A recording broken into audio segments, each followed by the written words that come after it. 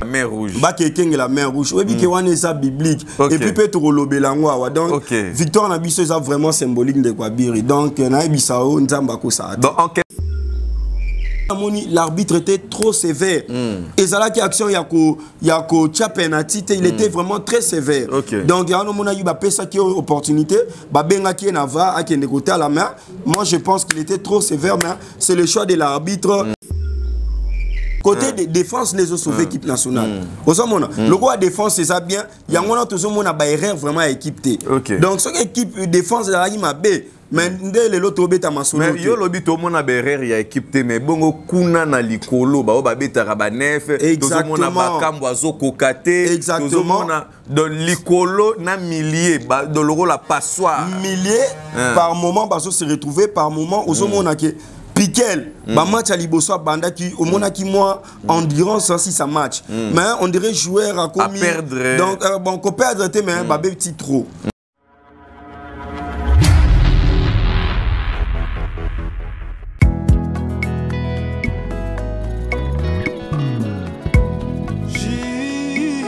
Au cœur de l'Afrique se situe un grand pays aux allures d'un continent avec une biodiversité inimaginable.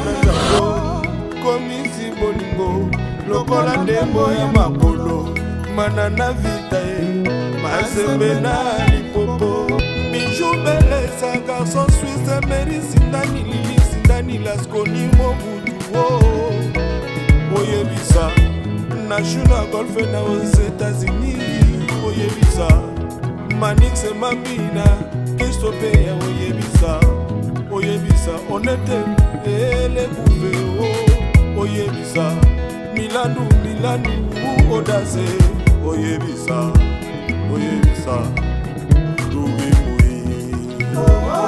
Chico, Yesana Yabali, Oyoyebi Kamadiba, Nabamanoa.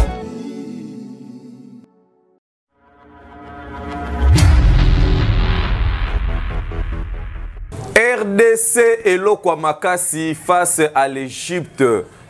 Tolanda qui match lobby et les cas qui tellement bien, tellement qui tokoma qui tina ba prolongation, tokoma qui tina ba penalty. Et alors cet espace sportif où ils allaient dédié à Mama Afi, Mama Masolo, Mama Afi, Mama Masolo, il y a Willy Mouché, Nicole Yamboka, Paola Schengen Kilo à Londres et Lelo Topesi ba joyeux anniversaire Nabiso na Maman Davrose. Davros Motema ya papa Nabiso David Tonginda ba David na mwasi na Davros eza na mwa ba complicité moko boywana na kati et alors c'est bien moi René Abiri l'évangéliste na présentation il y a émission sportive oyo j'ai vraiment ce réel plaisir et derrière la caméra ezali na musée l'international le caméraman le plus frais depuis Mukile Bandati lelo nano na mona caméraman a convaincu vinanga lokola été alors bona bili les akitoko makasi et à complicité na régie nanga na royambela biso lelo Yann Kabasu o apitoko mek un peu ko solo la makambo o etali match alors abonnez-vous massivement et abonnez-vous massivement et partagez aussi nos vidéos et ko sala vraiment elengi mingi bozolanda biso na France na Amérique na Suède na Angleterre na Afrique du Sud na Benin na Congo na Bukavu na Maniema na Lubumbashi na Kipushi boza tellement ebelé na ba Congo na Congo central boza wana na bandundu ya koloba trop ezalité. Merci beaucoup à Palmer et Tonginda. Là je reçois Yann Kabasu mon cher ami. Bonjour Yann Kabasu. Bonjour monsieur Abiri. Yann Kabasu, trop de déceptions mais avec un plaisir. Donc Tara lobby ça y traverse. Donc to lali tardivement mais les longs attendent aussi makasi ya royako panza sangona ba ndeko na biso bazolanda biso. Voilà, merci beaucoup. Na période ya kan il y a beaucoup de slogans et puis na ba terme moko un peu mouvant où ezali ko seki sabatu na ba réseaux sociaux parlons un peu de Herman Amissi ou api ayeba ko évoquer où ezali juste courte phrase mo bomukia ko lobake ba Brazzaville batika la bakengela fleuve Congo batala bambisi batala banyama mais face à l'Égypte tout le monde a pe slogan mususu pe bimaki et alors ba slogan wana ya ba conflit wana ezo sala ndenge nini oyebi ndeko bi oyebi Kongola zanga inspiration donc tous a peuple inspiration très bien donc tango zomona bandeko le roi bandeko misi ozali kanisi ya bongo ya oyebi sa bandeko na biso ya Brazzaville ba surveiller fleuve donc les inspirations moko ya makasi coup de chapeau à lui c'est vraiment un artiste nazo féliciter na parcours azo sala pour ezo la sabata na biso azo teka pe image ya mboka na biso libana mboka na moni lobisi même na ba plateau international voire même TV5 ba lobeli ango que le Brazzaville d'en face ba surveiller fleuve Congo donc nde mususu oyebi na Égypte il y a retour na ba kekenge la mer rouge oyebi ke wana eza biblique et puis peut to lobela ngo awa donc victoire na biso eza vraiment symbolique de Kwabiri donc na ebisao nzamba ko sa. Donc en quelque sorte on peut dire que l'Égypte n'était pas face à la RDC mais face à l'Israël. Oui, je peux le dire, nous sommes un peuple qui craint Dieu, nous sommes un peuple laïque où tout le monde a un droit à exprimer religion. Nous avons des musulmans, nous avons les orthodoxes, toutes sortes de religions au RDC. Donc ce qui est un peu difficile ailleurs au monde a bandeko mususu kondima pe ko accepter et c'est ça aussi qui fait la valeur de la démocratie voilà c'est ce qui fait la valeur ya mboka na biso ya démocratie tozo prôner liberté d'expression ozo mona ke bandeko ailleurs au monde na ba Pakistan dans d'autres pays c'est difficile au exprimer que aux chrétiens donc au senti il y a des chrétiens au bazo batama donc au bazo batama qui sont des hypocrites pourquoi parce que à cause de la victime il y a Eloko Moko Boé, donc tout ça. Donc voir que... Merci beaucoup Yann Kabassou. Je ne sais pas par rapport à l'image au Tamboline, il y a dans les réseaux sociaux, par rapport à la victoire sur RDC, lors il y a Appel Nati, tout le monde a télémissi image, il y a Pharaon, télémissi image, il y a Fumo Simon Kimbangu. N'habite ces deux images, te dis quoi? Oui, que nakoloba, oui, batuna batu bazana ba origine na bango. Donc biso tozana ba origine na biso. Origine te mais tokolo la histoire. Bon histoire, l'originalité. Biso tozana histoire na biso. Vous voyez un peu, malgré que le blanc ba mémé la biso doctrine na bango. Donc biso tozana ba origine na biso ba misisa na biso. Avant mindele baya. On priait déjà Dieu. Vous comprenez? Simon Kimbangu Baye, vous comprenez? Baza ba prophètes. Les envoyés de Dieu. Ce sont des prophètes, mais vous allez voir que ce sont des gens aujourd'hui qui ont été étouffés de ne pas s'épanouir, de ne pas prospérer dans misala na bango ya évangélisation. Au bazala na bazala ki nango pardon, loko la mission. Vous voyez un peu. Donc bango bazana histoire na bango, nous voyons le pharaon, nous voyons la pyramide et consort, tout ça, ça fait partie, il y a histoire en Boga na Bango. Biso, si on parle de Congo RDC, on parle de Fumukimbangu, on parle de Kimpavita, on parlera de Lumumba, donc on parlera de plein de oui, exactement, on parlera. Nous avons aussi de l'histoire à raconter aussi aux gens. Nous avons aussi une image dans notre pays. Donc, comparer l'image, bon, tout ça, ce sont le fanatique qui ont amené que nous aussi, nous avons des croyants chez nous. Tout ça, na Simon Kimbangu, le Kolabino Boana Pharaon, na mona kesaki moi polémique, tout ça, tombo l'image, ya Simon Kimbangu, pour na kolakisake, biso pe toza na nzambe na biso, oazo protéger bino, et puis hier, on l'a prouvé, to katilien o ezalaki kolié biso na Égypte, ya to gagné bangote, on a détruit ce lien de quoi. Voilà, merci beaucoup Yann Kabassou, to me kempe ozonga na moi sima, premier match, deuxième match, il y a RDC, na match auto où tu beta awa face il y a Égypte mais qu'un peu ça la moi analyse il y a développement c'est comme si le monsieur Sébastien Desarbres il a encore beaucoup de choses à surprendre la population congolaise. Bon, à surprendre la population congolaise, oyebi biso total à football. Bango baza bato, biso total à rango de loin. Bango baza bato batal à rango de près. Donc à Kochaka, a ebi évolution à chaque joueur. Mais côté la performance, peut côté la parcours à l'équipe nationale, dès l'entrée des jeux à compétition. Au moment où on a un système de jeu mon botwande au bêta, qu'on banque ça même voir l'adversaire. Et puis peut te faire véhiculer l'image à équipe. Il y a une équipe où ils ont tapé Makassi, baza solide, baza performant. Donc tant que côté la Kolandi Samayaba, o elekani wana. Côté la deuxième match à Maroc, belle performance, to beti kitoko Makassi. Donc mais pas de égalisation.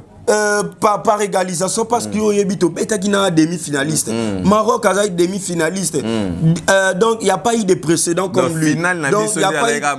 Oui, Abetaki a sali exploit. Comment on a Kolongo là-bas, Belgique. Kolongo na ba face de poules bozaki na ba Belgique.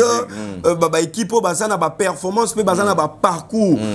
À Longoli Bango, Espagne a en difficulté à Kolongo la Maroc, voir le Portugal. Et puis à Koutani na France. Donc au Monique les équipes à Moukete. Mais équipe Nabiso na Mayele pe endurance ça va jouer bon moko na quatre équipes nationales tout ça l'exploit tout faire véhiculer image mususu ya République démocratique du Congo. Mais côté la match à Tanzanie na yebité hein tout ça ba analyste hein tout ça la analyste on a ça dans quatre muto entraîneur tema et sangai mais azoloba on dirait coach Alinga qui a meka système de jeu mususu na kati ya match à Tanzanie o esimagité ko total qui a bandi ça qui Mayele a bandi Silas donc ce ko tali na analyse yangai au moni que ba joueur wana baza ba joueur oyo ngana moni ce sont des joueurs remplaçants baza ba joueur ba memaka mo baza mana ba souffle vraiment voilà baza na ba souffle belete so tali quand tombe pas donc ce gars beti mi-temps moko deuxième mi-temps il faut s'affaiblir il faut donc à lemba vous comprenez ya lora ba kakuta donc soit beti mi-temps moko il faut à lemba donc à continue à beta 90 minutes de GT donc il faut mona vraiment que joueur ba komi ko encaisser faiblesse, fatigue et consort. Mais côté la match à Tanzanie, côté la parcours à Monique, tout ça les suna makambo bela robongisa. Na éviter ce gars entraîneur à normalement confusion, to as une équipe type T vraiment ya ko bandi ça, ya ko beti ça, voir système de jeu to beta qui des premiers matchs to zo mon angoté. Ce côté ali banalise ya match équipe football. Wana oyo zolo ba des premiers matchs wana et Arabes équipe oyo ba marka ki biso pe ba bi, to alagi na ba malgré pas marqué biso babi na moni RDC jusque là et le réseau sauver équipe et sa défense na mwanda mu milieu donc pour la défense wana attaque jusque là les joueurs ba la défense wana baza Chancel Mbemba oui côté de défense les autres sauver équipe nationale osomona le quoi défense c'est ça bien yangona tozomona ba erreur vraiment équipe T donc ce équipe défense la mabe mais ndele l'autre beta masolo mais yo lobi to mona berrer ya équipe te mais bongo kuna na likolo ba ba beta ba nef to mona ba kambo azo kokate to mona de likolo na millier ba de l'euro la passoire millier par moment bazo se retrouver par moment ozo mona que Piquel, bah match à Liboso banda qui au moins qui moi endurance aussi ça match. Mais on dirait joueur à commis. Donc bon qu'on perdre mais bah petit trop. Au moins bah petit trop et bah fatigue signe fatigue ça remarquable. Donc au moins moi bah faya miki on a lobby bah remplacer qui na Chibola au pakota qui mais au Santa qui sans tout sami na milieu on a vraiment équipe nationale vraiment et vous en a coco sommet. Moutou Sami c'est vraiment un guerrier un combattant, lobby à l'accès qui combativité et lobby. Et alors, merci beaucoup. Parlons de l'homme du match. Meshak Elia. Donc, Oazo Kimambangu, Atikina Ballon, Alekina Carré, Alekina va supporter. Vraiment, Meshak Elia, Otala qui n'enge mouvement bandero beta mana terrain. Par rapport à Meshak Elia, au Koloba d'abord. Bon, on a évité un joueur, Nandé va évoluer à l'étranger, ce sont des bons joueurs au bazan a qualité, n'a évité par moment manque de capacité na bango et n'a évité où t'as na construction il y a jeu tactique de jeu il y a entraîneur n'a pas raté où t'as wapi mais c'est ça les bambanza Otali ba Silas ndenge ba évoluer à l'étranger Otali Meshak Elia quand il évolue à l'étranger tu vois vraiment que ya Meshak Elia nga lobi tina banda kotala match na lobi première action wana Meshak Elia alizwaki ezalaki action ya ko tuer match soki Meshak Elia a pesa ki ba boza 4 attaquants contre 2 défenseurs oza yomoko baza ebele on se trouvait en difficulté pesa baninga c'est ça le jeu collectif. Mais apparemment égoïsme ezalaki makasi na match hein. Oh non ndekwa bire oyebi moi je serai franc je serai vraiment franc. Équipe nationale Nabiso Tozo Beta, mais nous avons des difficultés au niveau de l'attaque. Jusque-là, attaque Nabiso, basé sur la concrétisation. Notre joueur, c'est Wissa, a attaqué première frappe hein, vers le poteau. Wissa. Tout le monde a qui c'est-à-dire hors joueur, nous sommes allés il pouvait quand même couper ça et passer. Exactement. Azalaki.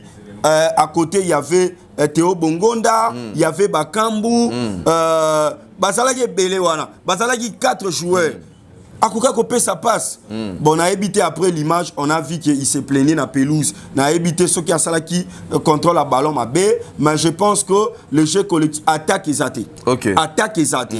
Donc, jusque-là, Tozi ba chance wana d'après moi, d'après mes analyses, parce que Toza na défense il y a bien milieu oyo azo c'était qu'on construit un jeu, qu'on conserver ballon, mais attaque ezo produire té quand il faut attaque na biso malam ezo produire té soit tes problème il y a cohésion il y a ba joueur soit tes problème il y a emplacement il y a ndeni na zo betisa bango. Peut-être jusque-là, à trouver une moyenne ligne à quoi aligner bango bien parce que tous en a des difficultés. Sokotali d'avant match, il y a match à Égypte. Sokotali même les analystes professionnels, oh bah ça qui analyse à football, analyse à match, pardon. Au moment où Tozala qui statistiquement parlant, Tozala qui favorise un match.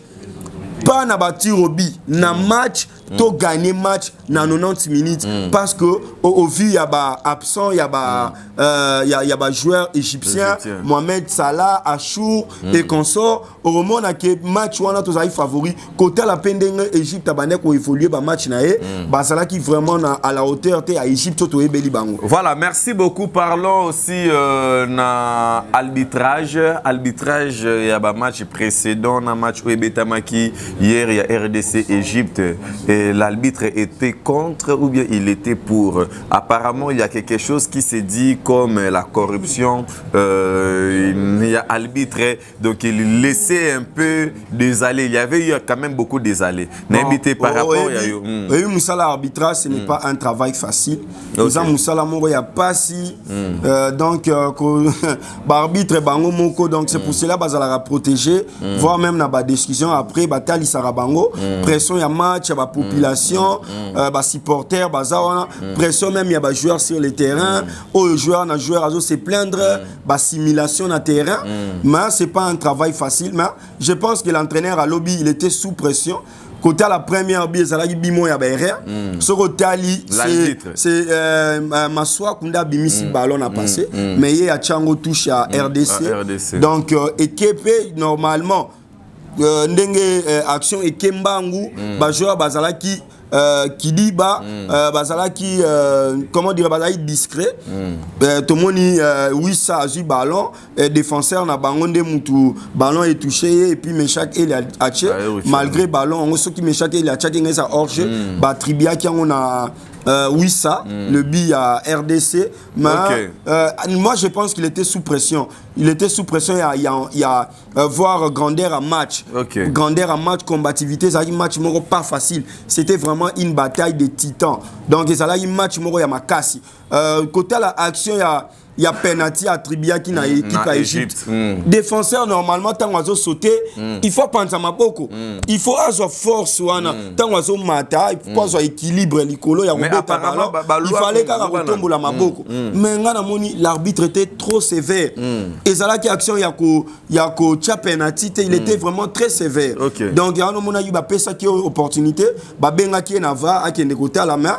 Moi je pense qu'il était trop sévère mais c'est le choix de l'arbitre, celui le maître du jeu, il a décidé autrement. Mais apparemment, football, on peut vraiment changer. On peut dire que les joueurs ne sont plus à l'aise de jouer vraiment le football, puisque Baza, il y a eu au moins plusieurs sifflets. C'est le seul match où il a sifflé et Betty et Belé depuis Cannes et Banzi. Oui, j'allais dire. Oui, que balle et ça n'a pas réalité nango. Donc, Kotala et Salami Lobby, bon, nous pouvons apprécier ni prestation et arbitre parce que nous autrement nous ne sommes pas de la FIFA, nous ne sommes pas de la CAF, c'est la CAF qui est alignée arbitre na terrain de jeu. Et nous sommes malgré des sifflets à arbitre, au moment qui chancelle Mbemba, à ce qui carton jaune. Qui carton jaune, c'était pression, il y a des joueurs. Ça joue aussi un rôle dans le terrain. Ne se maîtrise aussi pas. Bon, Chancel Mbemba, c'est un défenseur, il est là pour défendre ses coéquipiers. C'est ça le travail qu'on lui a attribué, de gérer le joueur, tout ça. C'est son rôle d'aller défendre le joueur auprès de l'arbitre. Quand il y a qui a un problème, il s'approche auprès de l'arbitre pour n'appuyer place ou au arbitrage malamouté, place ou nous allons trop sévère. Tala babuka qui deux fois au lobité, tala nabiso tobuki mbala moko au saliboye, mais c'est football les arana attention nango. Dans le joueur des fois ils sont montés, tout ça des fois ils ont musala makasi. Merci beaucoup Yann Kabassou. Nous sommes déjà à la fin de cette émission sportive au Wapitolobeli. Il match où il est hier RDC face à l'Égypte, au Wapi Égypte et Kouaki Nabapel Nati. Et alors, monsieur Yann Kabassou, match est allé encore le vendredi au Koutananambokanin. Les vendredis déjà, tu rejoué contre l'équipe à Guinée. Guinée, on a vu parcours, ce n'est pas une équipe facile. Donc, il faut prendre Nana étape Tokomi, il faut prendre toutes les équipes au sérieux. Donc, c'est à nous aussi de faire notre part, de mettre du sérieux, trouver des solutions au niveau de l'attaque pour tuer les matchs dès l'entrée des jeux, dès la première mi-temps. Tu tuer déjà match, dans la première quart d'heure, tu tuer déjà match. Et ça, tu as habitude. Moi, je pense qu'il y a Banil, il y a Tochaka, donc c'est juste le free et bon ça montre que à Tozan attaque il y en a Bisakio Soki Tozan a défense Tozan en côté la RDC on ne parlerait pas de nous aujourd'hui donc tu as encaissé Belé pour attaquer à sa productivité alors ça la Moussala nae malamouté donc les coachs de ce côté là il doit beaucoup travailler mais moi déjà je suis un patriote je suis un Congolais je ne peux que dire de bonnes choses pour mon équipe et je pense que la Guinée et sa formalité mais et sa match il faut jouer au sérieux mais tout ça largement favori face à Guinée vu que la première fois naya comme quart de finale il ne peut que se jouer de ça atigabiso batomesana kokende musika tokende musika je pense que après 50 ans touro eza biso torokende torobeta finale et je pense que ça serait une bonne chose. Pourquoi pas peut-être remporter en haut Awa Toya Nango Nambo Kanabiso, ça serait une joie énorme. Donc nous allons les célébrer. Merci beaucoup Yann Kabassou. J'ai pris Dieu et Koupouana et vraiment Awa Namboka. Voilà, merci beaucoup. C'était Yann Kabassou, mon invité du jour pour parler de la CAN, puis match RDC face à l'Égypte. Et vous avez aimé la vidéo, partagez, n'hésitez pas. Derrière la caméra, c'était Mouzé, le caméraman Yanzambe. Donc c'est le caméraman Omakotaka. Veut dire que Bonzambe. Donc Mouzé, merci beaucoup. Vous avez tellement ébélé, partagez les vidéos. Et quant à moi, tout le monde a dit Mikolo Zali Koya RDC face à Guinée. Merci beaucoup. Merci.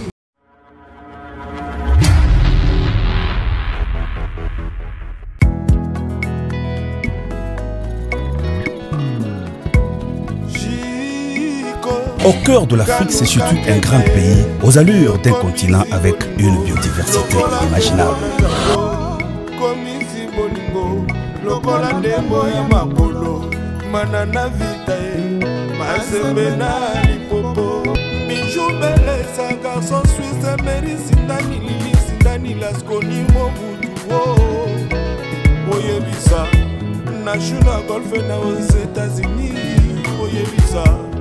Manix et Mamina, qu'est-ce que tu payes, oyebisa onete elekube oyebisa milandu odase oyebisa